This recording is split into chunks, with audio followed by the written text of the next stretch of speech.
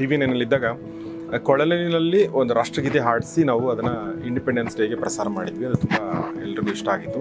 ಅದಾದ ನಂತರ ಬೇರೆ ಬೇರೆ ಕಾರ್ಯಕ್ರಮಗಳಲ್ಲಿ ನಾನು ಬಾಪು ಅವ್ರನ್ನ ಕರೆದು ಒಂದಷ್ಟು ಮಾತಾಡಿಸಿದ್ದು ನೆನಪಿದೆ ನನಗೆ. ಸುವರ್ಣ ನ್ಯೂಸಲ್ಲಿ ಕೂಡ ಅವರು ಬೇರೆ ಬೇರೆ ಸಂದರ್ಭಗಳಲ್ಲಿ ಮತ್ತು ಒಬ್ಬರು ಝೆಕ್ ರಿಪಬ್ಲಿಕ್ನ ಆರ್ಟಿಸ್ಟ್ ಒಬ್ಬರು ಬಂದಿದ್ದರು, ಬೇರೆ ದೇಶದವರು. ಅವರು ಮತ್ತು ಇವರು ಕೊಲಾಬ್ರೇಷನ್ ಮಾಡಿಕೊಂಡು ಅದ್ರ ಬಗ್ಗೆ ಕೂಡ ನಾವು ಒಂದು ಕಾರ್ಯಕ್ರಮ ಮಾಡಿದ್ವಿ. ಅವರು ಬಂದಿದ್ರು ನಮ್ಮ ಸ್ಟುಡಿಯೋಗೆ. ಅದಾದ ನಂತರ ಸಿನಿಮಾ ಅಲ್ಲಮ್ಮ ಸಿನಿಮಾ ಮಾಡಿದ್ದಾರೆ. ಅಂದರೆ ಅವ್ರ ಸಾಧನೆಗಳು ಹೇಳ್ತಾರೆ, ನನ್ನ ಗೊತ್ತಿರೋದು ಮಾತ್ರ ಹೇಳ್ತಾ ಇದ್ದೀನಿ. ಅವ್ರ ಸಾಧನೆ ತುಂಬ ದೊಡ್ಡದಿದೆ, ಅವ್ರ ಬಗ್ಗೆ ಮಾತಾಡ್ತಾರೆ ಕೂಡ. ಸೊ ಅಂತಾರಾಷ್ಟ್ರೀಯ ಮಟ್ಟದ ಮತ್ತು ಭಾರತ ಸರ್ಕಾರದಿಂದ ಅಧಿಕೃತವಾಗಿ ಮನ್ನಣೆ ಗಳಿಸಿರುವಂಥ ಕಲಾವಿದ ಬಾಬು ಪದ್ಮನಾಭ ಅವರು ಕೊಳಲು ವಾದಕರು. ತುಂಬ ಅದ್ಭುತವಾಗಿ ಕೊಳಲು ನುಡಿಸ್ತಾರೆ. ಇವತ್ತು ನಾನು ಅವ್ರನ್ನ ಕರೆದಿರೋದು ಮುಖ್ಯ ಉದ್ದೇಶ, ಒಂದು ಸಂಗೀತದ ಬಗ್ಗೆ ನಿಮ್ಮ ಒಂದು ಅಭಿರುಚಿ ಏನಿದೆ ಅದು ಒಂದು ಸ್ವಲ್ಪ ಬೆಳೀಲಿ ಅನ್ನೋ ದೃಷ್ಟಿಯಿಂದ, ಜೊತೆಗೆ ಒಬ್ಬ ಜರ್ನಲಿಸ್ಟ್ಗೆ ಈ ಒಂದು ಕಲಾಭಿಜ್ಞತೆ ಅಂತಾರಲ್ಲ, ಅಂದರೆ ಆರ್ಟ್ ಅಪ್ರಿಸಿಯೇಷನ್ ಮಾಡುವಂಥ ಗುಣ ಇರಬೇಕು ಅನ್ನೋದು ಕೂಡ ಒಂದು ಮುಖ್ಯ ಕಾರಣ. ಏಕೆಂದರೆ ನಾವು ಹಾರ್ಡ್ ಕೋರ್ ಜರ್ನಲಿಸ್ಟ್ಗಳಾಗ್ಬಿಡ್ಬೋದು, ಆದರೆ ಅದಕ್ಕಿಂತ ಮುಖ್ಯವಾಗಿ ಒಬ್ಬ ಹ್ಯೂಮನ್ ಆಗಿರುವಂಥ ಜರ್ನಲಿಸ್ಟ್ಗಳಾಗೋದು ತುಂಬ ಮುಖ್ಯ. ಆ ದೃಷ್ಟಿಯಿಂದ ಇದೆಲ್ಲವನ್ನೂ ನಾವು ಅರ್ಥ ಮಾಡ್ಕೊಳ್ಳೋದು ತುಂಬ ಮುಖ್ಯ ಅಂತ ನನಗನ್ಸುತ್ತೆ. Sound is connected with your emotions. ಆ ಕಿರಿಕಿರಿನ ಹೊರಡೊಳಗೆ ಕಿರಿಕಿರಿ ಇದೆ. The way you chant it. ಸಿಟ್ಟು ಬಂದ್ಮೇಲೆ ನೀವು ಕೂಗ್ತಿದ್ದೀರಿ, ಕೂಗಿದ ತಕ್ಷಣ ಸಿಟ್ಟು ಬರಲ್ಲ. ಮಕ್ಕಳ ಜೊತೆ ನೀವು ಆಟ ಆಡಿರ್ತೀರಿ, ಮಕ್ಕಳ ಜೊತೆ ಯಾವ ತರ ಮಾತಾಡ್ತೀವಿ ನಾವು, ಆ ಶಬ್ದವನ್ನು ಮಾಡ್ತಾ ಇದ್ದೀವಿ ಬಿಟ್ರೆ ಆ ಶಬ್ದಕ್ಕೆ ಯಾವುದೇ ಅರ್ಥ ಇಲ್ಲ.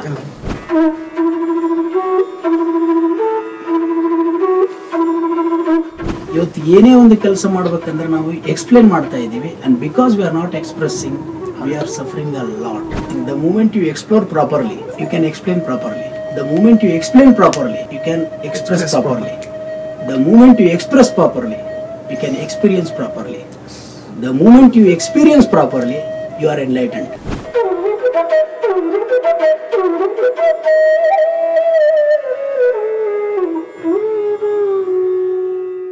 ವೆರಿ ಹ್ಯಾಪಿ, ಸಂತೋಷ ಆಗ್ತದೆ ಇಲ್ಲಿ ನಮ್ಮ ಜೊತೆ ಎಲ್ಲ ಇವತ್ತು ಸೇರಿರೋದು. ಮೊಟ್ಟ ಮೊದಲನೇದಾಗಿ ಒಬ್ಬ ಕಲಾವಿದನಾಗಿ ಸೊ ನಿಮ್ಮೊಟ್ಟಿಗೆ ಮಾತಾಡಲಿಕ್ಕೆ ಯಾಕೆ ಬಂದೆ ಹೇಳಿ? ನಮಗೂ ಕೂಡ ಕಲಾ ಪ್ರಜ್ಞೆ ಬರಲಿ ಅಂತ. ಹೌದಾ? ಸೊ ನಾ ಬರ್ಲಿಕ್ಕೆ ಯಾರು ಕಾರಣ ಆದ್ರು? ಯಾಕೆ? ಅವರ ಸ್ನೇಹ, ನಿಮ್ಮ ಸ್ನೇಹ ಮತ್ತು ನಿಮ್ಮ ಕಲೆ. ಓಕೆ, ಇನ್ನೂ ಒಂದು ಪಾಯಿಂಟ್. ಮತ್ತೆ ಅವ್ರಿಗೆ ವಿದ್ಯಾರ್ಥಿಗಳ ಮೇಲಿರುವಂತಹ ಅಭಿಮಾನ. ಓಕೆ, ಇನ್ನೂ ಒಂದು ಪಾಯಿಂಟ್. ಅವರು ಸಿನಿಮಾ ಮತ್ತು ಈ ಕಲೆಗಳ ಬಗ್ಗೆ ಜಾಸ್ತಿ ಒಲವು ಇದೆ. ಪಾಯಿಂಟ್. ಅದು ಬಾಪು ಪದ್ಮನಾಭ ಅವರಲ್ಲಿ ಯಾಕೆ ಕೂಡ್ತಿದ್ದಾರೆ ಅಂತಂದ್ರೆ ವಿದ್ಯಾರ್ಥಿಗಳ ಬಗ್ಗೆ ಪ್ರೇಮ ಇದೆ, ಅದೆಲ್ಲ ಓಕೆ, ಅದನ್ನು ಅಕ್ಸೆಪ್ಟೆಡ್. ಬಟ್ ದ ಮೂಲ ಪಾಯಿಂಟ್ ಏನು ಹೇಳಿ? ಬಿಕಾಸ್ ಅವರಿಗೆ ಆ ರುಚಿ ಇರುವುದರಿಂದ ಸ್ನೇಹ ಗಾಢವಾಗಿ ಹೋಗ್ತು. ಜೊತೆಗೆ ಅವರೊಬ್ಬರಿಂದ ಇವತ್ತು ಇಷ್ಟು ಜನಗಳೆಲ್ಲ ನಮ್ಮ ಅನುಭವನ ಹಂಚಿಕೊಳ್ಳುವ ಒಂದು ಅವಕಾಶ ಸಿಕ್ತು. ಸೊ ಅದರಿಂದ ಕಲೆಗಳ ಬಗ್ಗೆ ಸ್ವಲ್ಪ ಟೇಸ್ಟ್ ಇರಬೇಕು, ಇರಬಾರ್ದು? ಹಾಗಾದ್ರೆ ಇವತ್ತು ನಮ್ಮ ಪಾಯಿಂಟ್ ಕೂಡ ಅದರ ಮೇಲಿಂದನೇ ಆರಂಭ ಆಗ್ತಾ ಇದೆ.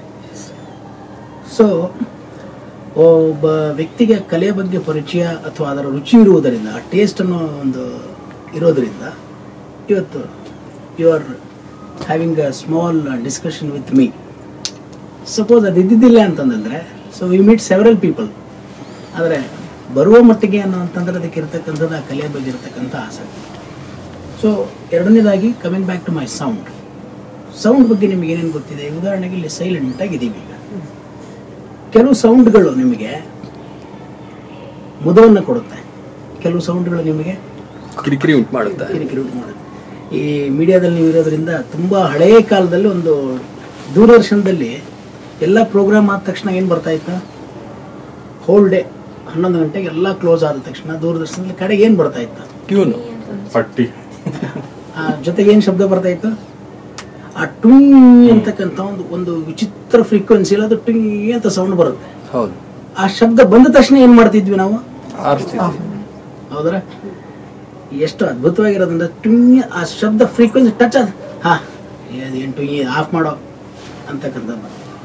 ಅದಾದ ತಕ್ಷಣ ಯಾವುದೇ ಚಾನಲ್ ಲಿಂಕ್ ಸಿಗಲಿಲ್ಲ ಅಂದ ತಕ್ಷಣ ಸುಶ್ರಾವ್ಯವಾಗಿ ಬರ್ತಿರ್ತಕ್ಕಂಥ ಸಂಗೀತ ಸಿಗ್ನಲ್ ಸ್ವಲ್ಪ ಲಾಸ್ ಆದಾಗ ಈ ವೈಟ್ ಡಾಟ್ ಡಾಟ್ ಡಾಟ್ ಬರ್ತಾ ಇದೆ ಅಂತ ಹೇಳಿ, ಅದು ಬಂದ ತಕ್ಷಣ ಕೂಡ ಏನ್ ಮಾಡ್ತಿದ್ವಿ ನಾವು? ಹೌದಾ? 25 ವಾಲ್ಯೂಮು 5 ಆ ಸೌಂಡ್ ಬಂದಾಗ ಸೊ ಅದೇ ಮ್ಯೂಸಿಕ್ ಬಂದ ತಕ್ಷಣ ಏನ್ ಮಾಡ್ತೀವಿ ಮತ್ತೆ ಯಾಕೆ ಹೇಳಿ ಸೌಂಡ್ ಚೆನ್ನಾಗಿರುತ್ತೆ. ಸೊ ಕೆಲವು ಫ್ರೀಕ್ವೆನ್ಸಿಗಳು ನಮಗೆ ಮಧುವನ್ನು ಕೊಡುತ್ತೆ, ಕೆಲವು ಫ್ರೀಕ್ವೆನ್ಸಿಗಳು ನಮಗೆ ಇರಿಟೇಟ್ ಮಾಡುತ್ತೆ. So directly sound is connected with your emotions. Okay, ಬೆಳಗ್ಗೆ ಟ್ರಾಫಿಕಲ್ಲಿ ಬರ್ತೇವೆ, ಟ್ರಾಫಿಕ್ ಸೌಂಡ್ ನಮಗೆ ಕಿರಿಕಿರಿ ಉಂಟು ಮಾಡುತ್ತೋ ಅಥವಾ ಮನೋಲ್ಲಾಸ? ಕಿರಿಕಿರಿ ಉಂಟು ಮಾಡುತ್ತೆ. ಹೌದಾ? ಆ ಕಿರಿಕಿರಿನ ವರ್ಡೊಳಗೆ ಕಿರಿಕಿರಿ ಇದೆ, ಹೌದಾ? The way you chant it. So ಆದ್ದರಿಂದ ನೀವು ಅದಾದ ತಕ್ಷಣ, ಈಗ ಇಲ್ಲಿ ಬಂದ ತಕ್ಷಣ ಇಲ್ಲಿ ಯಾವುದೇ ಥರದ ಶಬ್ದ ಇಲ್ಲ, ಬಟ್ ಆದರೂ ಕೂಡ ಸೈಲೆನ್ಸಲ್ಲಿ ಕೂಡ ಒಂದು ಸೌಂಡ್ ಇದೆ. ನೀವು ಹೊರಗಡೆ ಅಷ್ಟು ಶಬ್ದವನ್ನು ಕೇಳಿ ಬಂದಿಲ್ಲ, ಮೌನದಲ್ಲಿ ಕೂತರು ಕೂಡ ಸ್ವಲ್ಪ ಹೊತ್ತಿನ ನಂತರ ನೀವು ಸ್ವಲ್ಪ ಏಕಾಗ್ರರಾದರೆ ಈ ಮೌನವೂ ಕೂಡ ನಿಮಗೆ ಏನಾಗಿ ಶುರು ಆಗುತ್ತೆ, ಸಾಧುವಾಗುತ್ತೆ, ಕೇಳಲಿಕ್ಕೆ ಆರಂಭ ಆಗುತ್ತೆ. ಸೊ ಅದರಿಂದ sound is very important and it is connected with your emotions. ಹೌದಾ?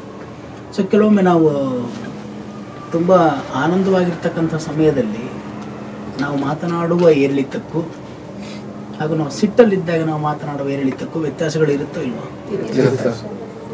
ಸೊ ವೈಸ್ ವರ್ಷ. ಸೊ ನಿಮ್ಮ ಮೂಡ್ ಚೇಂಜ್ ಇದ್ದಕ್ಕೆ ನಿಮ್ಮ ಟೋನ್ ಏನಾಯ್ತು? ವ್ಯತ್ಯಾಸ ಆಯ್ತು. ವ್ಯತ್ಯಾಸ ಆಯ್ತು. ಹೌದ್ರಾ? ಸೊ ನಾವು ಟೋನಲ್ಲಿ ವ್ಯತ್ಯಾಸ ಮಾಡಿದ್ರೆ ನಿಮ್ಮ ಎಮೋಷನ್ಸ್ಗಳು ವ್ಯತ್ಯಾಸ ಆಯ್ತು. ಸಾಧ್ಯತೆಗಳಿದೆ ತಾನೇ? ಹೌದು. ಸೊ ನಮಗೆ ಒಂದು ಪಾರ್ಟ್ ಮಾತ್ರ ಗೊತ್ತಿದೆ, ಏನಪ್ಪಾ ಈಗ ಟ್ರಿಗರ್ ಎಲ್ಲಿಂದ ಆಗ್ತಿದೆ ಶಬ್ದ? ಈಗ ಸಾಗರ್ ಇಲ್ಲಿ ಕೂತಿಯಲ್ಲಪ್ಪ ನೀನು, ಸಿಟ್ಟು ಬಂದು ತಲೆ ಕೆಟ್ಟತಪ್ಪ ಅಂದ್ರೆ ಹೇಗೆ ಮಾತಾಡ್ತೀನಿ ನೀನು? ಸ್ವಲ್ಪ ವಾಯ್ಸ್ ಸ್ಟ್ರಾಂಗ್ ಆಗಿರುತ್ತೆ. ಹೌದಾನೆ? ಚಸ್ಮಾ ಹೊಡೆದಂಗೆ ಮಾತಾಡ್ತಾನೆ, ಹಾಕಿರೋ ಗ್ಲಾಸ್ ಹೊಡೆದಂಗೆ ಸಿಟ್ಟು ಬಂದು ಮಾತಾಡ್ತಾನೆ. ಬರುತ್ತೆ. ಆ ಸಿಟ್ಟು ಬಂದಾಗ ನಾವ್ಯಾರು ನನಗೆ ಕ್ರೋಧವು ಬಂದಿರುವ ಕಾರಣ ಆ ಕ್ರೋಧವನ್ನು ವ್ಯಕ್ತಪಡಿಸುತ್ತಾ ಆ ಕ್ರೋಧದಿಂದ ಉತ್ಪತ್ತಿಯಾಗುವ ಯಾರಾದ್ರೂ ಹೀಗೆ ಮಾತಾಡೋದು ನೋಡಿದೀವ? ದ ಮೂಮೆಂಟ್ ಆಂಗರ್ ಟ್ರಿಗರ್ಸ್, ಸೀದಾ ನಾವು ಯಾವ ಊರಿನವರು ಎಲ್ಲಿಂದ ಬಂದಿವಿ ಅನ್ನೋದು ಕ್ಲೀನಾಗಿ ಗೊತ್ತಾಗದೆ ಯಾವಾಗ ಪೂರ್ತಿ ಸಿಟ್ಟು ಬರಬೇಕು. ಅಲ್ಲಿ ತನಕ ಅತ್ಯಂತ ಸುಶೀಲ, ಸಭ್ಯ, ಸಚ್ಚಾರಿತ್ರ ಇದ್ರೆ ಹಂಗಿರ್ತೇವೆ. ಅದರ ನಿಜವಾದ ಎಮೋಷನ್ ಟ್ರಿಗರ್ ಆದ ತಕ್ಷಣ ನಾವು ಆ ಪೀಕನ್ನು ಮುಟ್ತೇವೆ. ಸೊ ಇಲ್ಲಿ ಆ ಶಬ್ದದ ಒಂದು ಏನು ಟಚಿಂಗ್ ಪಾಯಿಂಟ್ ಇತ್ತಲ್ಲ, ಎಲ್ಲಿಂದ ಬಂದಿದೆ? ಇಲ್ಲಿ ಶಬ್ದ ಮೊದಲು, ಭಾವ ಮೊದಲು? ಭಾವ ಮೊದಲು ಸರ್. ಸಿಟ್ಟು ಬಂದ್ಮೇಲೆ ನೀವು ಕೂಗ್ತಿದ್ದೀರಿ, ಕೂಗಿದ ತಕ್ಷಣ ಸಿಟ್ಟು ಬರಲ್ಲ. ಏನ್ ಹೇಳಿ? ಭಾವ ಮೊದಲು. ಹೌದ್ರಾ? ಸೊ ಈಗೇನಾಗಿದೆ, ಈಗ ಈ ಒಂದು ಸಣ್ಣ ಆಕ್ಷನ್ ಅಲ್ಲಿ ಏನಾಯ್ತು? ಸಾಗರ್ ಅನ್ನೋ ವ್ಯಕ್ತಿಗೆ ಸಿಟ್ಟು ಬಂದಾಗ ಏನ್ ಮಾಡಿದ್ರು ಅವರು? ಓಕೆ, ಸೊ ಕಿರ್ಚಾಡೋದು ಮುಂಚೆ ಇತ್ತು ಅಥವಾ ಸಿಟ್ಟು ಮುಂಚೆಯಲ್ಲಿ ಟ್ರಿಗರ್ ಆಯ್ತು? ಸಿಟ್ಟು ಟ್ರಿಗರ್ ಆಗಿದ್ದಕ್ಕೆ ಕಿರ್ಚಾಟ ಬಂತು, ಅಂದ್ರೆ ಟೋನ್ ಚೇಂಜ್ ಆಯ್ತು. ಸಪೋಸ್ ಇನ್ನೊಂದು ಒಂದು ಆಂಗಲ್ ಅಲ್ಲಿ ಬಂದಾಗ ಶಬ್ದವನ್ನು ನಾನು ಬೇರೆ ಆಂಗಲ್ ಅಲ್ಲಿ ಚೇಂಜ್ ಮಾಡದೆ ಅಂದ್ರೆ ಅವನ ಎಮೋಷನ್ಸ್ಗಳು ಬದಲಾಗುವ ಸಾಧ್ಯತೆಗಳು ಇದೆಯೋ ಇಲ್ವೋ? ಇದೆ ಸರ್. ಸೊ ನಾವು ಯಾವಾಗಲೂ ಏನು ಮಾಡ್ತಾ ಇದ್ದೇವೆ? ಯೂನಿ ಡೈರೆಕ್ಷನ್ ಹೋಗ್ತಾ ಇದ್ದೇವೆ. ಎನಿ ಎಜುಕೇಶನ್ ಸಿಸ್ಟಮ್ ಇವತ್ತು ಆಗಿರೋದೇನಪ್ಪ ಡ್ರಾಬ್ಯಾಕ್ ಅಂದರೆ ಯೂನಿ ಡೈರೆಕ್ಷನ್ ಹೋಗ್ತಾ ಇದ್ದೇವೆ. We are multi dimensional people. So ಈ ಉದಾಹರಣೆಗೆ ಇದೆಲ್ಲ ನೋಡಿರ್ತೀರಿ, ಇದು ಕೊಳಲು, ಹೌದಾ? ಬಿದಿರಿಂದ ಮಾಡಿರುತ್ತೆ. ಸೊ ಬಹಳ ಹಿಂದಿನ ಒಂದು ಕಾಲದಲ್ಲಿ ಏನಿತ್ತಪ್ಪ ಅಂದ್ರೆ ಬ್ಯಾಂಬೂ ಹೇಗೆ ಒಂದು ಮರಗಳಲ್ಲಿ ಬೆಳೆದಿರುತ್ತಲ್ವಾ, ಸೊ ಕಾಡು ಅಂದ ತಕ್ಷಣ ಅದು ಉದ್ದ ಬೆಳೆದಾಗ ಗಾಳಿ ಬರೋದು ಸಹಜ. ಹೀಗೀಗೆ ಏನಾಗ್ತಾ ಇರೋದು? ಬ್ಯಾಂಬೂ ಹೀಗಾಗ್ತಾ ಇರೋದು. ಸೊ ಕಾಡು ಅಂದ್ಮೇಲೆ ಅಲ್ಲಿ ದುಂಡಿಗಳು ಮತ್ತೆ ಮರ ಕೊರೆಯುವ ಹುಳುಗಳು ಇದ್ದೇ ಇರುತ್ತೆ.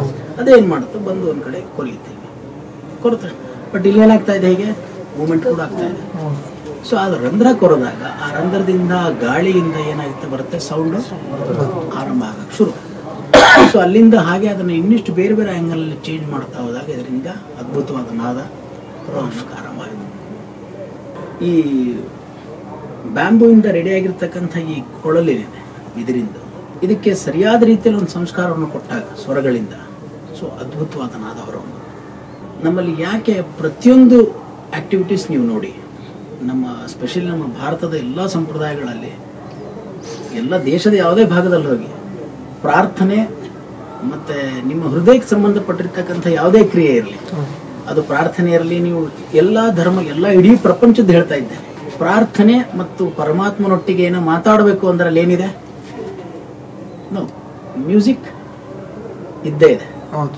ಎನಿಥಿಂಗ್ ನಿಮ್ಮ ಹೃದಯಕ್ಕೆ ಸಂಬಂಧಪಟ್ಟದ್ದು ಏನೇ ನೀವು ಮಾತಾಡಬೇಕು ಅಂದರೆ ಅಲ್ಲಿ ಯಾವತ್ತಿದ್ರೂ ಸಂಗೀತ, ಕಲೆ ಇದ್ದೇ ಇದೆ. Anything you want to explain ಮಾಡೋಕ್ಕೆ ಏನು ಬೇಕು?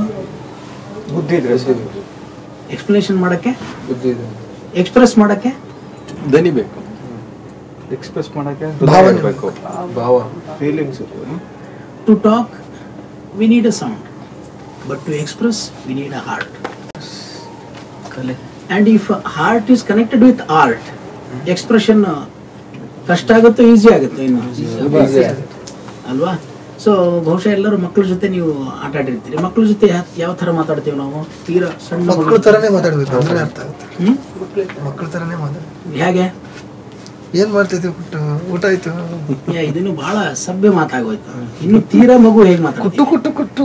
ಹಾ, ಅಂತಿರ್ತಾರೆ.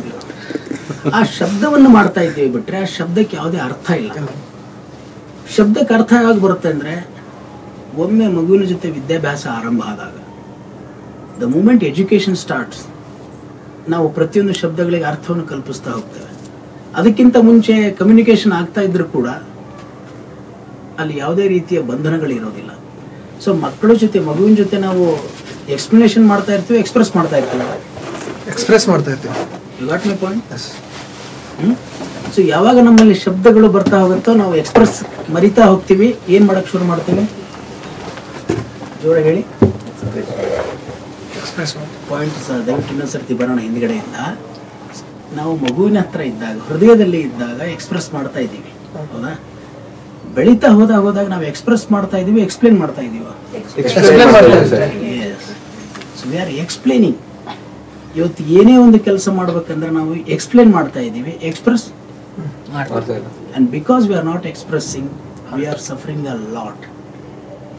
ಯಾಕಂದ್ರೆ ಯಾವ ಯಾವ ವೇಗಗಳು ಯಾವ ಯಾವ ಕೇಂದ್ರದಿಂದ ಹೋಗಬೇಕು ಹೋದರೇನೆ ಅದಕ್ಕೆ ಒಳ್ಳೆಯದು. If we are not expressing, it is a very ಒಂಥರ ಹೇಗೆ ಹೇಳಬೇಕು ಅಂತಂದ್ರೆ ಒಂಥರ ಡೇಂಜರಸ್ ಸಿಚುವೇಶನ್ ಅಂದ್ರೆ ತಪ್ಪಿಲ್ಲ. ನೋಡಕ್ ನಾವು ಸಭ್ಯರಾಗಿದ್ರು ಕೂಡ ಎಕ್ಸ್ಪ್ರೆಸ್ ಇಸ್ ವೆರಿ ಇಂಪಾರ್ಟೆಂಟ್. ಹಾ, ಎಕ್ಸ್ಪ್ಲನೇಷನ್ಸ್ಗಳ ಕೆಲಸ ತುಂಬಾ ಸಣ್ಣದಿದೆ. ಇವತ್ತು ಸಂತೋಷ ಏನಾಗತ್ತಂದ್ರೆ ಮನುಷ್ಯನ ಬುದ್ಧಿ ಕೇಂದ್ರದಿಂದ ಆಗೋ ಕೆಲಸವನ್ನ ನನ್ನಕ್ಕಿಂತ ಚೆನ್ನಾಗಿ ಯಾವ್ದು ಮಾಡ್ತಾ ಇದೆ ಈಗ?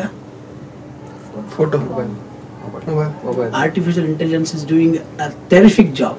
ಕೆಲವೊಮ್ಮೆ ನಾನು ತಪ್ಪಬಹುದು ಇಲ್ಲಿ, ಇದು ತಪ್ಪಲ್ಲ. ಆದ್ರೆ ದೇವರ ದಯೆಯಿಂದ ಇದು ಇಲ್ಲಿ ತನಕ ಬಂದಿಲ್ಲ. ಸೊ ಸದ್ಯಕ್ಕೆ ಇದು ಯಾರ ಕೈಲಿದೆ? ಸೊ ಇದನ್ನ ನಾವು ಸರಿಯಾಗಿ ಬೆಳೆಸ್ಕೊಂಡ್ರೆ ಇದು ಉಳಿಯುತ್ತೆ. ಇಲ್ಲ ಅಂದ್ರೆ ಇವ್ರು ಎಲ್ಲಿಗೆ ಬರ್ತಾರೆ? ಇನ್ನು ಸ್ವಲ್ಪ ದಿನಕ್ಕೆ ಇಲ್ಲಿದ್ದಾರೆ. ಈಗ ಇನ್ನು ಸ್ವಲ್ಪ ದಿನ ಹಾಗೆ ಬಿಟ್ರೆ ಇಲ್ಲಿಗೂ ಬಂದ್ಬಿಡ್ತಾರೆ. ಸೊ ಅದರಿಂದ ಲೆಟ್ ಅಸ್ ಕೀಪ್ ಎಕ್ಸ್ಪ್ರೆಸಿಂಗ್. ನೀವು ಇರ್ತಕ್ಕಂಥ ಕ್ಷೇತ್ರ ಯಾವ್ದಿದೆ? ಇದು ಎಕ್ಸ್ಪ್ಲೇನ್ ಮಾಡೋ ಕ್ಷೇತ್ರನೋ ಎಕ್ಸ್ಪ್ರೆಸ್ ಮಾಡೋ ಯುಗನ? ಏನ್ ಹೇಳಿ? ಇನ್ನೊಂದು ಸ್ವಲ್ಪ ಮುಂದೆ ಹೋಗೋಣ. ಈಗ ಸರ್, ಐ ಥಿಂಕ್ ಎಕ್ಸ್ಪ್ಲೋರ್ ಮಾಡೋದು ಅನ್ಕೋತೀನಿ. ಎಕ್ಸ್ಪ್ರೆಸಿವ್ ಇಲ್ಲ, ಎಕ್ಸ್ಪ್ಲೈನ್ ಇಲ್ಲ, ಎಕ್ಸ್ಪ್ಲೋರ್ ಮಾಡೋದು. ಎಕ್ಸ್ಪ್ಲೋರ್ ಮಾಡಾದ್ಮೇಲೆ ಟಿವಿ ಮುಂದೆ ಏನ್ ಮಾಡ್ತೀರಿ ನೀವು? It's a beautiful thing. The moment you explore properly, okay, you can explain properly. The moment you explain properly, you can express properly. The moment you express properly, you can experience properly. The moment you experience properly, you are enlightened. So these are the E's. Okay sir? So ನಾವು ಸ್ಟೆಪ್ಗಳನ್ನು ಬಿಡುತ್ತೇವೆ, ನಮ್ಮಲ್ಲಿ result ಇದೆ. ಈ ಉದಾಹರಣೆಗೆ explore ಮಾಡಬೇಕು 100%. Explore ಸರಿಯಾಗಿ ಆದಾಗ, ಒಬ್ಬ ಮಾಧ್ಯಮದವರು ಎಕ್ಸ್ಪ್ಲೋರ್ ಸರಿಯಾಗಿ ಮಾಡಿಕೊಂಡಾಗ ಎಕ್ಸ್ಪ್ಲನೇಷನ್ ಸರಿಯಾಗುತ್ತೆ. ಎಕ್ಸ್ಪ್ಲನೇಷನ್ ಸರಿ ಆಗ್ತಾ ಬಂದಾಗ ಎಕ್ಸ್ಪ್ರೆಸ್ ಈಸಿ ಆಗ್ತಾ ಬರುತ್ತೆ. ಎಕ್ಸ್ಪ್ರೆಸ್ ಈಸಿ ಆದಾಗ ಎಕ್ಸ್ಪೀರಿಯನ್ಸ್ ಬಹಳ ಚೆನ್ನಾಗಾಗುತ್ತೆ. ಈ ಉದಾಹರಣೆಗೆ ಈ ಒಂದು ತಂಬೂರಿ ಸೌಂಡ್ ಕೇಳ್ತಾ ಇದ್ದೀನಿ. ಸೊ ಈಗ ನಾನು ಏನು ಮಾಡ್ತೇನೆ, ಈ ತಂಬೂರಿ ಸೌಂಡ್ ಬರ್ತಾ ಇದೆ ಅಲ್ವಾ, ಅದು ಕೇಳ್ತಾ ಇದೆ ಒಂದು sound. Is it disturbing or soothing? Soothing. So ಈಗ ನಾದದ ಬಗ್ಗೆ ಎಕ್ಸ್ಪ್ಲೋರ್ ಮಾಡ್ತಾ ಬಂದೆ ನಾನು ನಾದವನ್ನು ನನ್ನ ಜೀವನದಲ್ಲಿ ಎಕ್ಸ್ಪ್ಲೋರ್ ಮಾಡಿದ್ದೀನಿ ಅಲ್ವಾ? ಏನು ಹೇಳಿ? ಎಕ್ಸ್ಪ್ಲೋರ್ ಶೋಧನೆ ಮಾಡಿದ್ದೀನಿ. ಆ ಮಾಡಿರ್ತಕ್ಕಂಥ ಎಕ್ಸ್ಪ್ಲೋರ್ನ ಇಷ್ಟೊತ್ತು ತನಕ ನಿಮ್ಮ ಜೊತೆ ಏನು ಮಾಡಿದೆ ನಾನು? ಎಕ್ಸ್ಪ್ಲೇನ್ ಮಾಡಿದ್ರು. Okay, so no let me express it.